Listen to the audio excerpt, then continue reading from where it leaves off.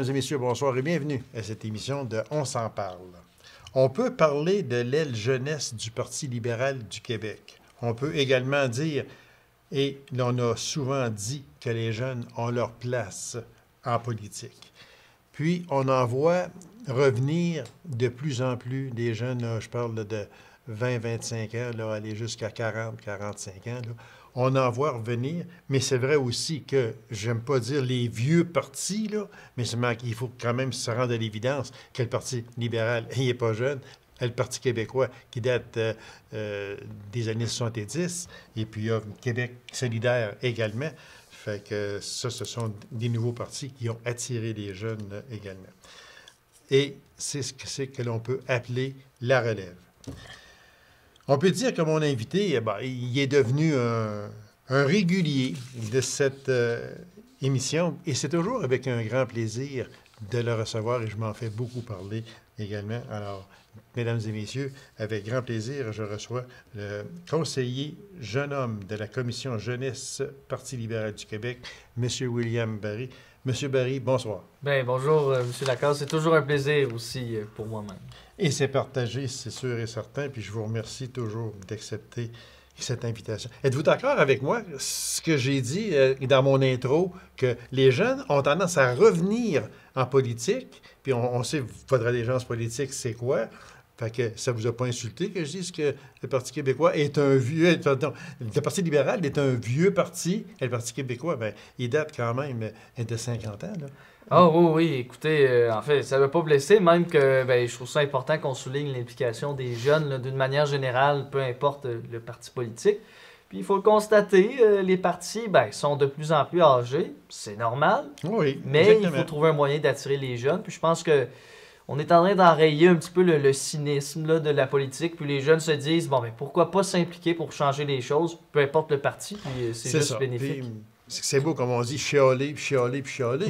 Mais seulement, regarde, si tu penses pouvoir faire quelque chose, vas-y en politique, tout simplement. Fait que là, tu pourras chialer, puis tu pourras dire ta façon de penser au premier ministre qui peut être devant toi. Fait que c'est important. Monsieur Barry, on va faire une petite mise au point, parce que là, on va jouer au devin. Si vous me permettez.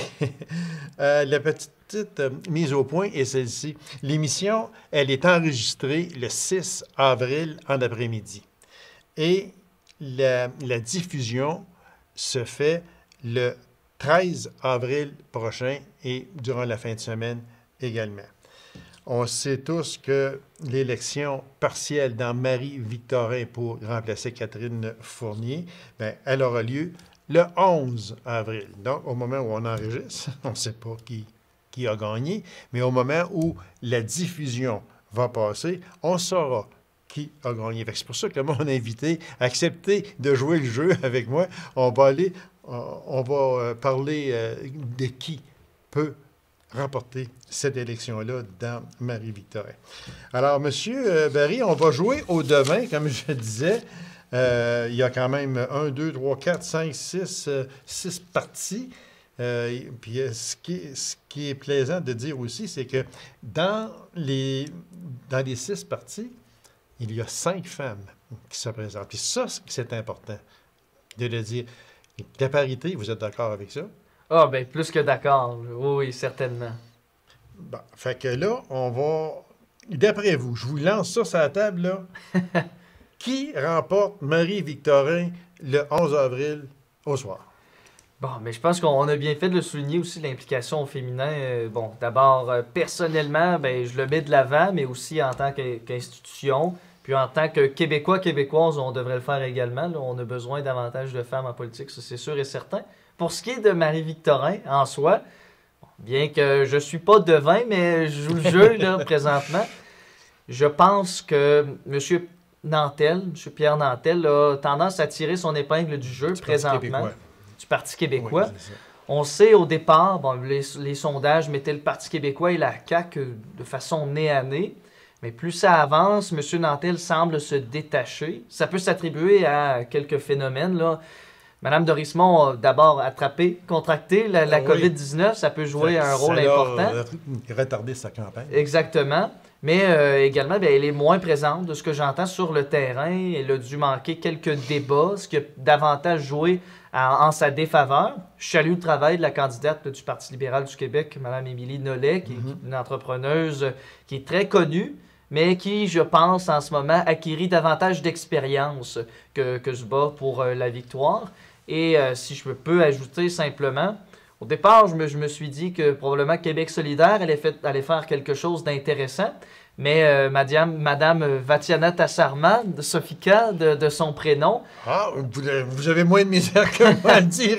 J'ai dû l'apprendre parce que, bon, je me suis dit que c'était terminé, je ne pouvais pas défaire son nom de famille à chaque fois. Mais elle aussi a eu des déboires en début de campagne parce qu'elle est passée du Bloc à Québec solidaire, c'était difficilement explicable. C'est ce qui explique, je pense, l'avance de M. Nantel. C'est un début de campagne difficile pour à peu près tout le monde. Oui. Parce que ici, on peut regarder Climat Québec, que je me demande encore, on n'en entend même pas parler, mais quand on regarde le nom de la personne, elle est connue, c'est Martine Ouellette. Est-ce qu'on peut dire que Martine Ouellette, j'ouvre une parenthèse, M. Berry, est-ce qu'on peut dire que Martine Ouellette fait à peu près tout ce qui est humainement possible de faire pour revenir en politique, parce que ça n'a pas été facile de la mettre dehors du Bloc, là. Et si on se rappelle, là, ça n'a pas été facile. Fait que, mais, elle vient faire quoi là-dedans? Là? Bien, écoute, je pense qu'on peut saluer sa résilience. Oui, ça c'est sûr et certain. Oui. Par contre, je pense que rendu à un certain point, ça devient difficile de refaire sa marque à chaque fois. Et aussi de refaire son image. Je pense que l'image peut s'amoindrir à la mesure où on poursuit en politique. Il faut l'embellir le plus qu'on peut, mais à un moment, ça devient difficile. Je pense que pour Mme Ouellette, c'est difficile présentement.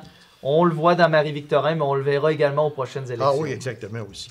Je veux revenir avec la CAQ. La personne, c'est Mme Shirley Dorismont, c'est la candidate de la CAQ.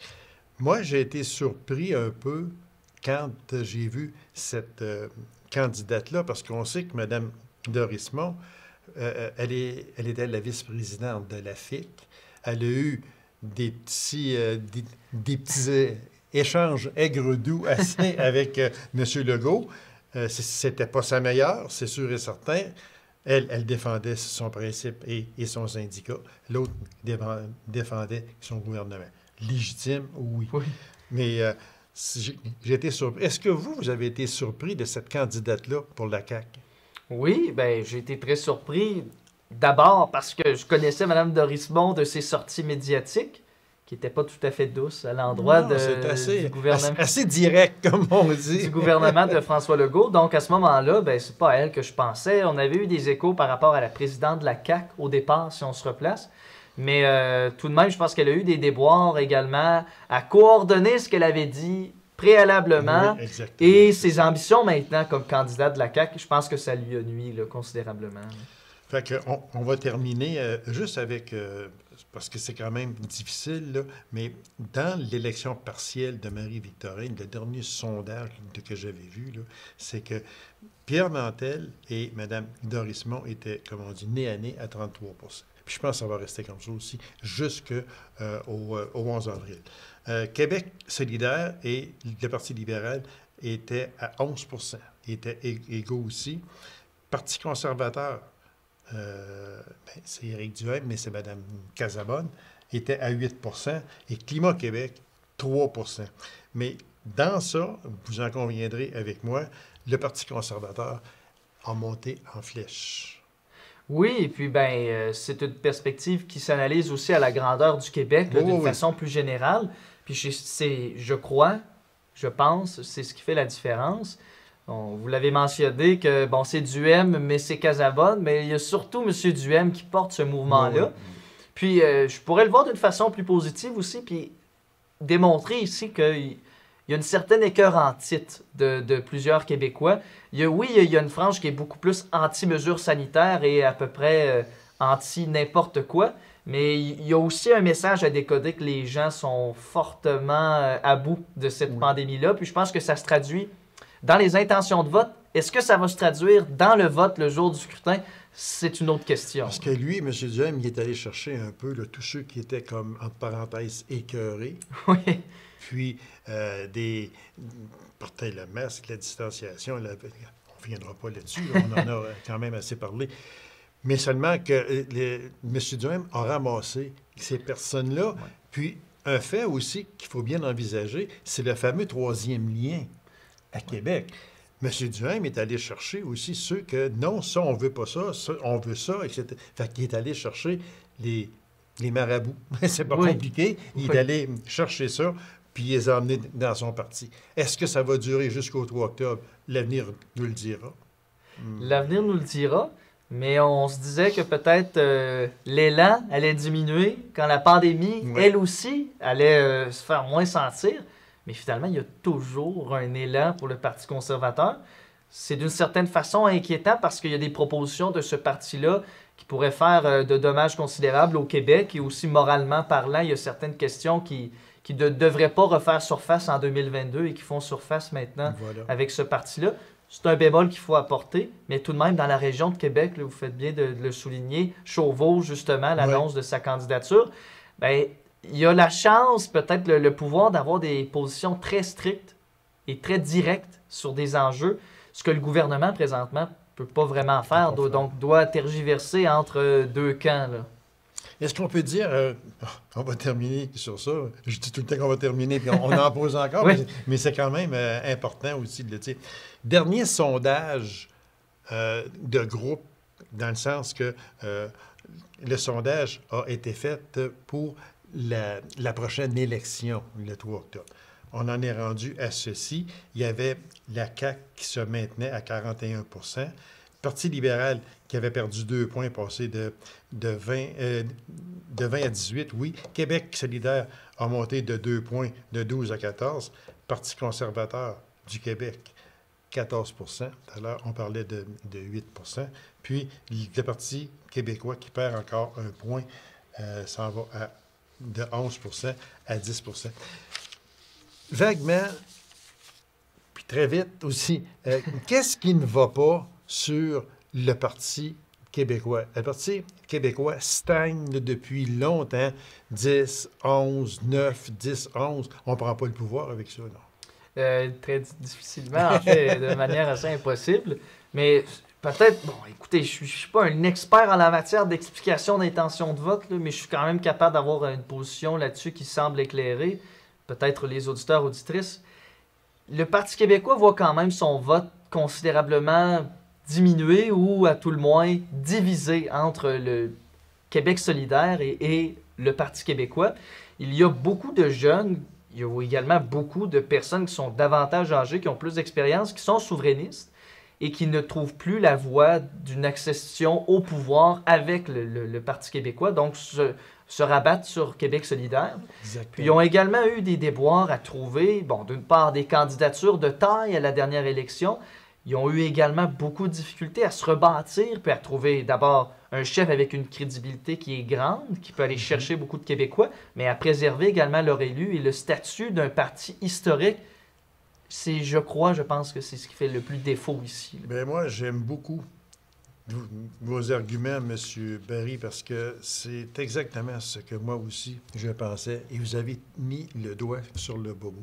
J'en suis persuadé, parce que ce que vous venez d'énumérer, c'est vraiment ça qui se passe. Puis ça là, ça s'en va de même, ça arrête un petit peu, là, ça stagne, puis là, t'espères que ça va faire ça. Oui. Ça peut le faire peut-être de 1 ou 2 %, mais après ça, ça veut dire qu'on reste tout le temps là, comme même pas, troisième opposition peut-être, à ce moment-là. Fait que c'est ça qui fait que...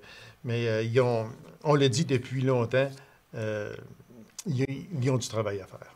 Ils ont du travail à faire également. Puis, dans une démocratie, c'est pas ce qu'on veut voir non plus, un parti disparaître. L'apport d'idées du Parti québécois à travers toute l'histoire du Québec a été quand même considérable. Là, il faut le souligner, peu importe l'allégeance politique. Je pense que maintenant, bon, ils ont eu de la difficulté à se positionner comme il faut sur des enjeux qui sont davantage moraux. On peut penser à la loi 21, on peut aussi penser au projet de loi 96 actuellement là, qui est à l'étude, bientôt adopté. Ils n'ont pas réussi à faire leur marque présentement dans l'étude en commission parlementaire sur le projet. Donc, je comprends un petit peu leur électorat de se dire, bon, mais est-ce que c'est toujours le véhicule, d'une part, de l'indépendance, de la francisation, mais aussi de la défense du Québec d'une façon générale? On sent que la confiance s'amoindrit, puis je pense que c'est ce qui joue sur les intentions de vote. Là. Exactement. Fait que on leur souhaite bonne chance, mais sûrement que ça va être très, très, très difficile. Peut-être que ça va donner un petit coup de pouce si M. Nantel est élu dans Marie-Victorin. Peut-être. Ça pourrait donner un petit coup de pouce, mais c'est pas ça qui va propulser le Parti québécois vers les sommets. Non plus, comme c'est un château fort péquiste depuis... depuis 1972, ou quelque chose. Depuis, 76, quelque chose de même. Depuis très longtemps, oui. D'une façon générale. Donc, évidemment, bon, c'est un enjeu, c'est une belle course, mais ça devrait tomber aux mains du Parti québécois, historiquement parlant. OK. Fait qu'on va surveiller ça. Quand on enregistre l'émission, on ne sait pas qui va gagner. Puis là, ben, les gens qui nous prennent, ben là, c'est parce que l'émission elle est enregistrée le 6 avril. Qu'est-ce qui fait que le Parti libéral provincial a tellement de difficultés à augmenter sa popularité? Là, on le voit comme deuxième opposition. Ça peut être aussi sa place après la prochaine élection, on verra en temps et lieu. Mais on sait qu'il y a des gros noms qui s'en vont, mais ça, il ne faut pas paniquer avec ça, parce que ça, c'est à chaque élection qu'il s'en va des gros noms. Je pense qu'ils sont rendus là, à pas loin de 10 ou 11 là, qui sont partis ou qui vont partir. Et c'est tout à fait normal également. Il y en a qui sont tannés. Il y en a qui voient que leur parti ne sera pas au pouvoir, parce que, tu sais, il faut pas se mettre des œillères, là, absolument pas. Ce parti-là ne sera pas au pouvoir. Peut-être qu'il va être dans la deuxième opposition. Fait que des personnes là, comme, entre autres, Dr Barrette, on va prendre juste son cas, ce qui est intéressé encore, lui, à refaire un autre 4 ans dans les banquettes arrière. Fait que c'est un peu tout ça. Mais on a de la misère à attirer des grosses pointures. Bien, écoutez, c'est sûr que par rapport à l'enjeu du sondage, d'un point de vue libéral, c'est sûr qu'on est déçu de ces résultats-là d'une certaine façon parce qu'il y a beaucoup d'efforts qui sont mis de l'avant pour se démarquer, mais aussi pour proposer et pas seulement critiquer. Pour ce qui est des candidatures de taille, écoutez, on en a présenté quelques-unes, et je dis bien quelques-unes, dans les 2 dernières semaines. Je peux penser, là, écoutez, dans le secteur de Sherbrooke également, Mme Green dans la circonscription de Gatineau.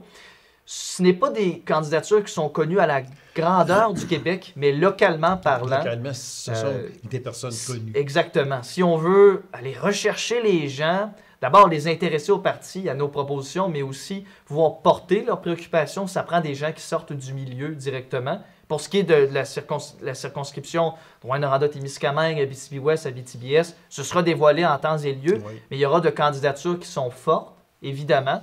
Mais vous faites bien de le souligner, c'est dur pour tous les autres partis, à l'exception de la CAQ. Sortir des candidatures de grande pointure, c'est plus difficile lorsqu'un parti est dans une si haute position dans les sondages, ça c'est sûr et certain. Parce qu'on parle du Parti québécois qui a un ménage à faire, mais le Parti libéral a également un gros ménage à faire. Est-ce que, je vous pose la question de même, là, est-ce que le poste de Mme Anglade est en danger? Si vraiment le Parti libéral finit comme la deuxième opposition, il y en a qui vont vouloir sa tête, j'en suis persuadé. Bien, pour ce qui est du ménage, ben là, il y a 8 élus là, qui étaient là depuis le temps de Charest et tout ça, qui, eux, ne se représenteront pas. Arcan et compagnie. Là, exact. On salue leur travail. C'est quand même des gens qui ont passé une bonne partie de leur vie à mettre les enjeux de leur circonscription et du Québec au devant des leurs. Et pour ce qui est de Mme Anglade, bien, d'une part, ce sera aux militants à choisir à ce moment-là s'il y a un vote de confiance, d'une certaine façon. Je pense que Mme Anglade a quand même une empoigne sur la confiance des militants présentement. Il y a des propositions qui sont progressistes, qui emballent la grande majorité des militants. Et pour ce qui est ensuite des catimini de caucus derrière, Bien évidemment, je ne suis pas au courant de tous ces catimini-là. Peut-être que nous, on n'est pas au courant et qu'il y en a plus qu'on pense. Mais pour le moment, là, les gens sont tous ralliés derrière Mme Anglade, c'est assuré. Puis, il y a également une confiance qui s'est installée pour le pouvoir également d'une personne de couleur qui mène le parti, puis une femme également. Donc, il y a un enjeu de progressisme, il y a un enjeu de différence, puis de diversité qui est présenté. Puis je pense que ça emballe plusieurs personnes. Donc, on continue dans ce secteur-là, là, c'est sûr et certain. Monsieur Barry, il s'est passé quelque chose il y a peut-être 2 semaines, 3 semaines, qui a failli bouleverser le temple libéral et le temple NPD, la fameuse alliance Parti libéral du Canada, NPD. Monsieur Singh a même, apparemment, s'est même signé, en plus de ça, ce n'est pas des paroles en l'air, on a signé des documents. M. Singh a dit ouvertement qu'il ne renverserait jamais le gouvernement sur un vote de confiance. Quand on parle de vote de confiance, bien, c'est le discours de la Chambre, on peut parler du budget, on peut parler de... Bon, qu'il ne votera jamais contre le gouvernement pour ne pas aller en élection avant 2025. Est-ce que vous avez été surpris de cette alliance-là? Parce que des fois, les gens peuvent dire « Ah oh, mais hey, c'est une première. » Non, c'est pas une première. Son père l'a fait avec M.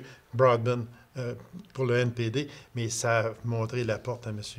Broadbent aussi. En tout cas, on n'embarquera pas là-dedans. Mais est-ce que vous avez été surpris quand vous ouvrez le journal le matin, Alliance, Parti libéral du Canada, NPD, pas d'élection au moins avant 2025? Bien, d'une certaine façon, j'ai pas été surpris parce que il n'y a pas très longtemps, là, il y a quelques mois, M. Lisée, Jean-François Lisée, pour Le Devoir, avait publié un article qui relatait justement de la situation de Broadbent, de Trudeau. Finalement, bon, cette proposition-là avait en quelque sorte barré dans le coude parce que M. Broadbent avait eu des déboires avec son parti par la suite. Mais pour ce qui est de cette entente-là, ça reste que je comprends les gens qui peut-être se disent « Écoutez, on n'a pas voté pour ça.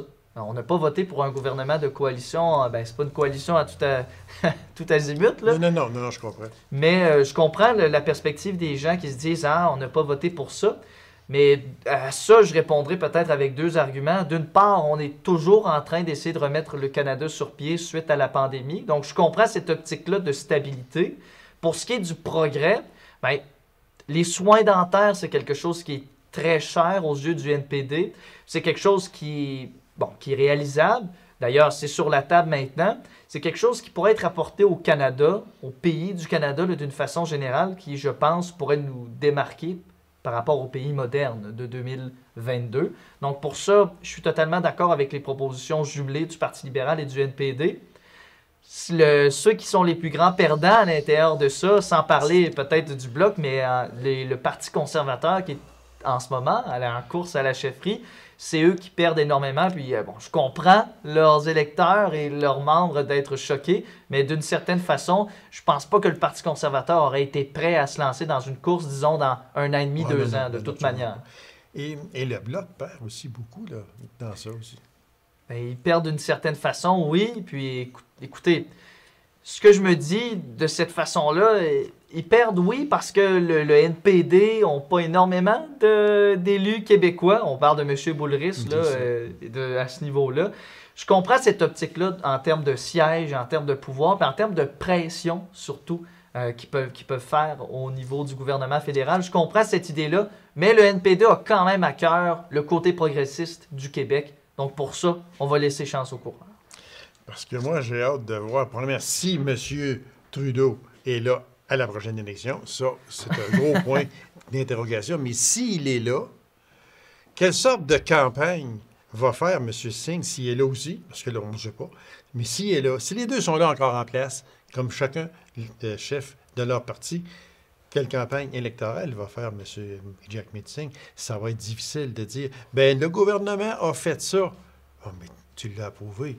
Je ne sais pas, là, j'ai un peu hâte de voir quelle sorte de campagne électorale on va pouvoir faire.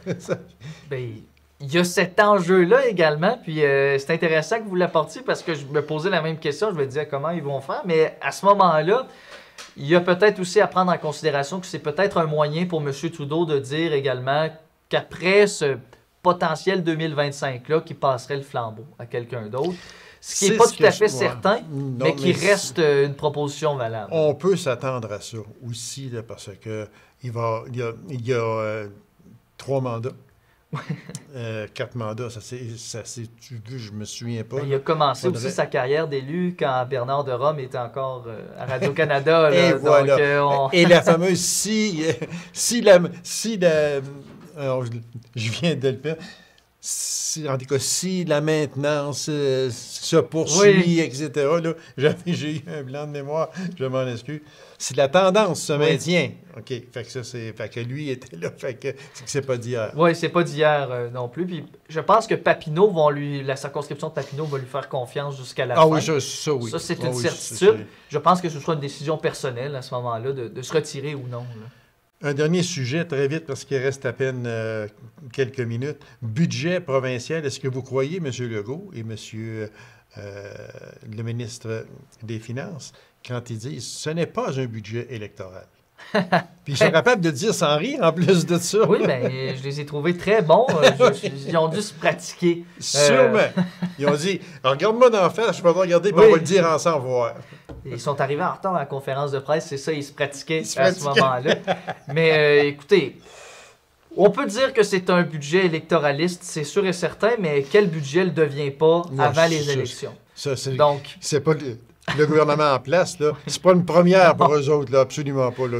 Tout le monde l'a fait, puis tout le monde va le faire encore, qu'on le veuille ou non. Oui, moi, c'est davantage dans l'optique où le fameux 500 $ qui reste électoraliste en soi, parce que, bon, il y a une majorité de Québécois, là, on parle de 94 % des contribuables qui peuvent en bénéficier. C'est super. On parle de 6,2 millions. Là. Oui, c'est super. On parle des Québécois qui vont avoir davantage de moyens de payer. Oui. Mais ceux qui sont réellement dans le besoin, puis en situation de précarité, ont moins d'aide à ce moment-là, puis ils vont en souffrir autant que les autres. Donc, il y a ça. Il y avait également la promesse d'investir davantage dans l'infrastructure routière et transport en commun qui a été mis de côté. On a baissé également de 1 000 $ les investissements pour financer les voitures électriques par personne. Donc, ça reste un budget qui est décevant. Oui ou non, la réforme de la santé pour une 7e fois en 25 ans, y croyez-vous à celle-là? Je vais laisser la chance aux coureurs parce que jusqu'à maintenant, ça reste vraiment structurel. Il n'y a rien en profondeur. À mon avis, elle est décevante, mais je ne pense pas qu'elle va décevoir comme les attentes sont basses. Mais seulement qu'une chose est certaine, c'est que s'il y en a un qui est capable de brasser le chaudron, là, c'est bien le ministre de la Santé, M. Dubé, actuellement. C'est un bon gestionnaire jusqu'à maintenant, donc je vais lui laisser la chance de faire ça. J'espère à ce moment-là qu'on aura enfin un système de santé qui fonctionne pour de bon. Je ne sais pas. On va essayer ça demain. Monsieur Barry, merci infiniment. Toujours très intéressant. Puis on va sûrement se rencontrer à nouveau assis à cette table pour discuter politique parce que c'est vraiment... Vous êtes un grand connaisseur. Je vous remercie. Alors, mesdames et messieurs, merci beaucoup d'avoir été là. On se donne rendez-vous à une prochaine émission de On s'en parle. Au revoir et bonne semaine.